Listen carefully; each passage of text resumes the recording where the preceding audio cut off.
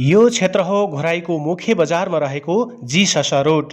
केही आनन्द, केही खुसी, केही उत्साह र केही जागरको अनुभूति गर्नु छ भने पहिलो गन्तव्य यही बनेको छ अचेल, जहाँ भुइँभरि गुलमोहरका फूलका पत्र छरिएका छन्। रुख राताम्य छन्। राताम्य गुलमोहरमा तस्बिर कैद गर्नेहरू पनि उत्तिकै उत्साहित देखिन्छन्। पछिल्लो समयमा जी.स.स. रोड गुलमोहरको टुरिज्म क्षेत्रका रूपमा प्रख्यात हुन थालेको छ। करिब 1 महिना पुग्नै लागेको छ गुलमोहर फुलेको। गुलमोहरको मनमोहक दृश्यमा आफूहरू जोडिन चाहन्छन् प्रेमलील जोडीहरू। युवा प्रेमलील जोडीका साथ आमाहरू नानी बोकेर अधबैँसे मेकअप गरेर अनि वृद्ध अचेल यही क्षेत्रमा केही समय बिताउँछन्।